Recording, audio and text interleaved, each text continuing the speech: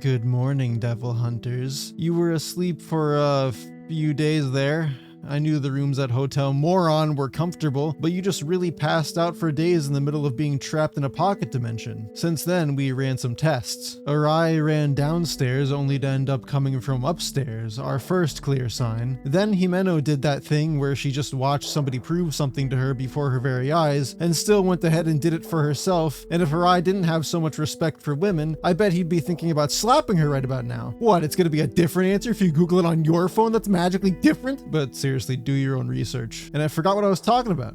Alright, tests. Aki thought it'd be a good idea to try sideways instead of upways, and found out that the windows only connect back to the rooms on the other side of the hall. This is some real creepypasta shit right now. The devil trapping us here was kind enough to leave the power and air conditioner on though. I can even piss and crap in a working toilet. The devil may also only be able to do this on the 8th floor, because he's the number 8 devil, the scariest number. All the clocks are sitting at a clean 8:18 p.m. too, or 8 a.m. I don't remember what it was like before we got here. So it's looking like time might be halted altogether. So nobody's holding their breath for any other hunters to show up and help because it would take an eternity for them to get here. At least that week-long nap you took didn't count as a misused amount of time technically. Denji did that too for a good while, so you're not alone in being a complete waste of space while everybody else is trying to find a way out. No, don't worry about it, really. Ceiling didn't work either, by the way. That just went through the floor. Yep, we're 100% without question fucked. That little bastard still gotta be here somewhere though. Aki mentioned that devil's powers are nullified if they're dead, so it must not have been that funny goofball from earlier. Or killing that thing triggered this and the real devil used that as bait to bring everybody closer or something. So if you really think about this, it's all Power's fault. Kobeni's handling this really well. She keeps saying all these really positive affirmations about how we're all gonna die soon. Personally, I think that's a great idea, but nobody else seems on board for that exit strategy just yet. Then she started crying, which at first was sad and I felt bad, but the 50th time was really kind of pushing it. Power started laughing at her though, which everybody thought was a dick move.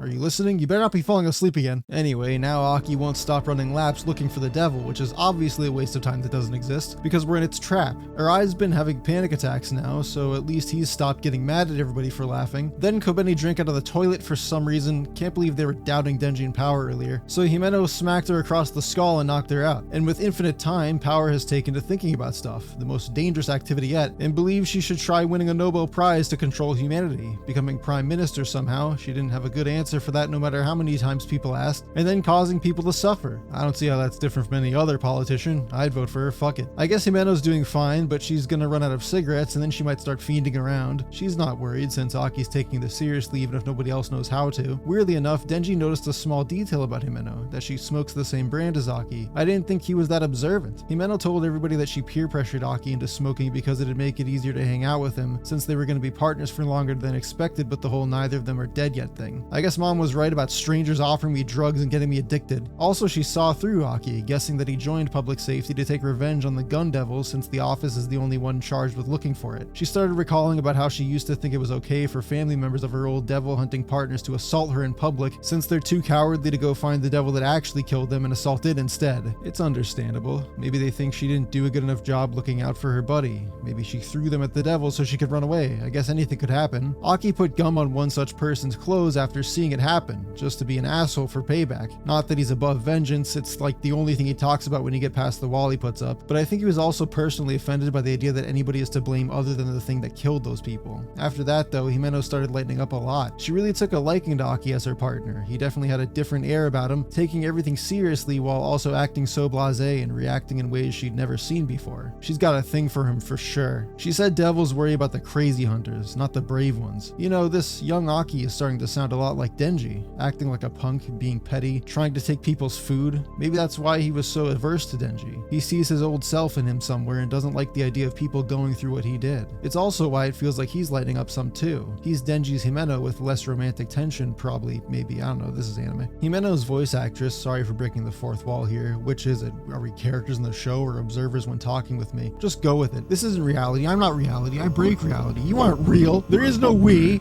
I legitimately lost my train of thought again. Himeno's vocalizations are so varied and unique to her. The performance is very personal feeling and packed with characterization. Like she makes a little pleading hum under her breath when offering Aki his first real cigarette. Or when she's in disbelief about Denji not wanting a kiss last episode and makes that long gesture at him. Hey, maybe that's why she kind of likes Denji too. She also sees that differing perspective and way of managing things in him that she sees in Aki. The whole story got interrupted when Aki came busting through the door demanding Himeno's last cigarette she was already smoking. And now Denji started freaking out about how that's an indirect kiss. What a scandal. Rather calm for somebody who finally found the devil though, isn't he? Like, sure, take your time telling everybody it's really big now. The one from earlier, the one Power killed. Don't worry, she won't let you forget that part. Oh, okay, I see. It's the Eternity Devil. Yeah, that makes more sense. Because 8 is like infinity standing up. He's being cheeky. I got distracted at first listening to him talk, so we asked like 3 times what he was saying. It's because the voice it speaks with is maybe 5 or 6 voices at the same time, or rather infinite voices at the same time because it is eternity. Amazing way to give it that flair. And the more it uses the fear of being trapped for the rest of forever on the group, the stronger it becomes. I guess that's why he's like this now. It offers a contract. Give it Denji's heart and it'll let everyone else go.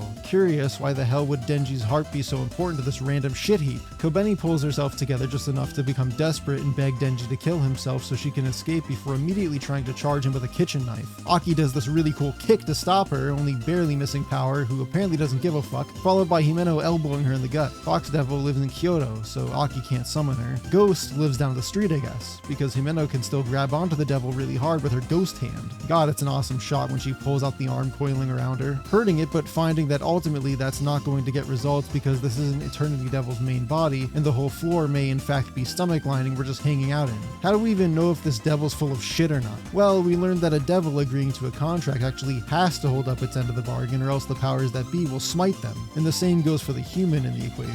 They must also do as they agreed in the contract. So Eternity's pretty serious about this killing Denji plan.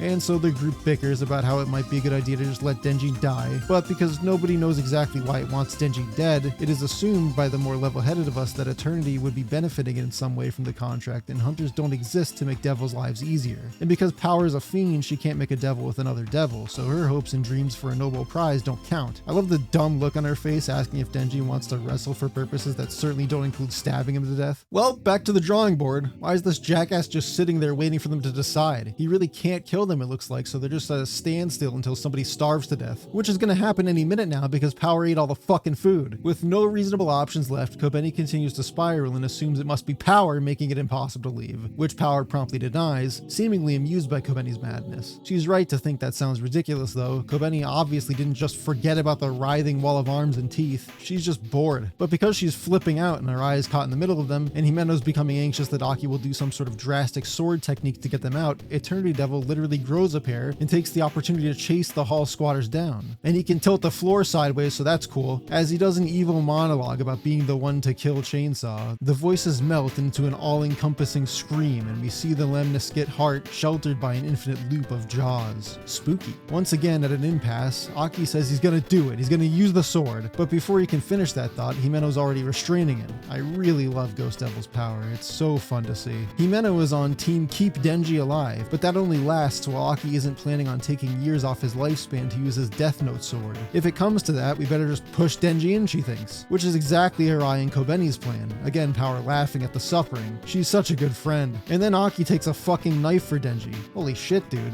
Apparently he respects Denji a lot more than he lets on, seeing as he's one of the few bonkers motherfuckers actually willing to take on the Gun Devil, the kind of insane person Aki needs if he plans on killing it realistically. Denji, thinking on his feet for real, asks if Power can use her blood manipulation to help Aki stop the hemorrhaging. To everybody's fucking surprise, she actually can be a good friend and helps, albeit with an alibi about needing somebody to cook for her. Stricken with visions of her lost partners upon finally seeing Aki vulnerable, Himeno cracks and shows the fear she's been bottling in, whimpering kind of like Kobeni. Again, Himeno's voice performance is super impressive. Kobeni, carrying on as she had the entire episode, says this isn't her fault. That's not true, Kobeni. See, you stabbed Aki, so it is in fact your fault. He's bleeding out. Kobeni is an interesting character here when compared to the manga. Nothing about the events has changed really, but something about reading this versus how the anime chooses to portray it really feels distinct to me. I see Fujimoto as a person who will always find a way to to make a scene extremely dire or depressing, while usually without fail interweaving humor into it. Kobeni is a perfect example of that because I've always seen her as a walking joke at the expense of her own well-being.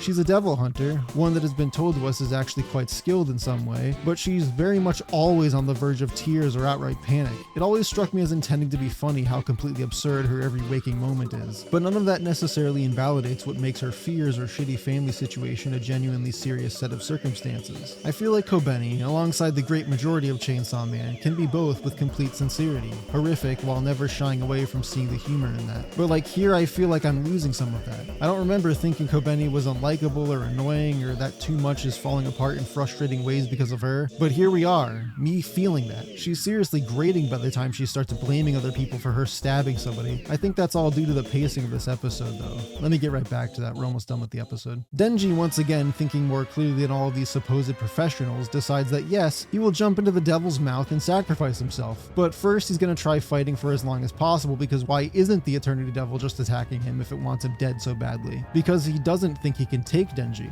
He's afraid of the chainsaws. Not the first time we've seen a devil show weakness in the face of Chainsaw Man either. So Denji's plan is to just keep attacking the devil, noting that it does feel the pain based on Himeno's earlier attack, until maybe it decides to just give up on trying to kill Denji entirely. Also, Denji doesn't feel comfortable with debt anymore ever since that time he spent most of his life being a hostage to the Yakuza, so if he succeeds, he's even with Aki for protecting him. And Himeno, it doesn't matter that you're a crumpled mess on the floor now, you still better get to practicing your kissing. Cool to see Denji pulling out the shonen protagonist fighting intuition out of nowhere and be the most insightful guy around when things are getting fucked up. Anyway, this episode was, as always, full of amazing quality visuals, sound, expressions, music. Glad Mappa still wants to keep that standard high while we still haven't quite gotten to the full fight scene. But this is the first time I really felt bothered by the pacing of the episode, and that's still pretty good considering this is officially the halfway point for this part of the anime. It still kept the same amount of content, 3 to 3.5 chapters worth, but there are chapters of Chainsaw Man that fly by without much dialogue, instead focusing on capturing the motion of what's happening on the pages. It is a very fast-paced series, and with less than 100 chapters for the whole first saga, it's not long either. So when we get to one of those points where there isn't as much to flesh out, such as sitting around a hotel for half the episode, a chapter that takes 5 minutes to read suddenly lasts 11 minutes in animation. This is the big weakness in sticking to a strict regiment of chapters for each episode rather than being more flexible with the pacing or simply reducing the amount of episodes made if you don't actually need the time to show off the series' true value.